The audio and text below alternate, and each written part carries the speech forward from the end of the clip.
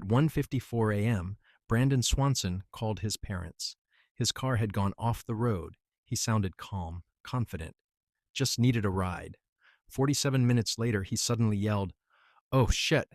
and the line went dead. He was never seen or heard from again.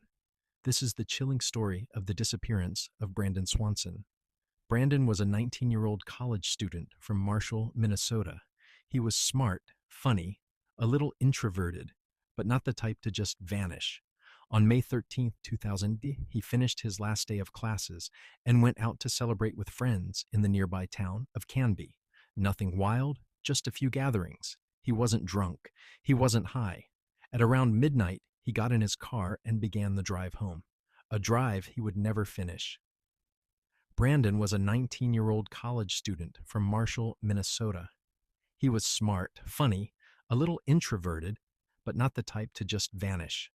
On May 13th, 2008, he finished his last day of classes and went out to celebrate with friends in the nearby town of Canby.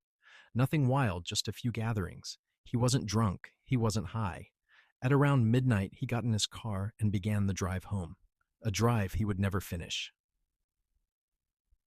Around 1:54 a.m., Brandon called his parents. He said his car had gone into a ditch, but he was fine. He believed he was near the small town of Lind. So his parents got in their truck and headed out to find him, staying on the phone the entire time.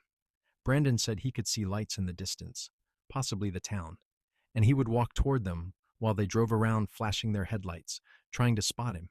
For 47 minutes, they talked. His dad described him as frustrated but totally coherent, not scared, not panicked. And then it happened. Brandon was mid-sentence when he suddenly blurted out, "Oh, shh," and the line went dead. His parents tried calling back. No answer. The phone kept ringing for hours until it finally went straight to voicemail. They searched the area for hours, but found nothing. No sign of Brandon, just his empty car miles away from where he thought he was. Police traced his phone and found out Brandon hadn't been near Lind at all. He'd been 25 miles away, near a rural town called Taunton. Bloodhounds followed his scent for nearly 3 miles, through fields, over fences, and alongside a riverbank. The trail ended near the Yellow Medicine River. But here's what's weird. They searched the river.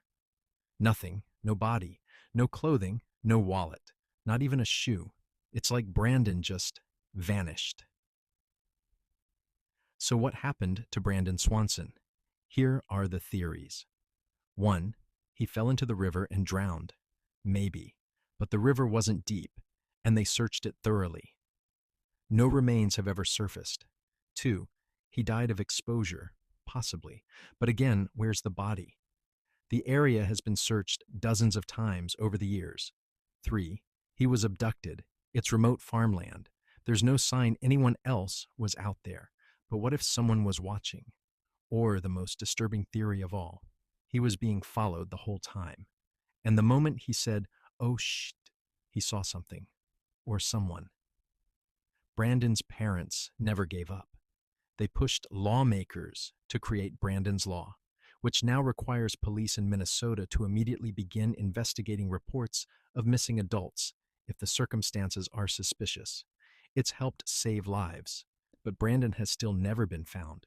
No closure, no answers, just a phone call and a final word.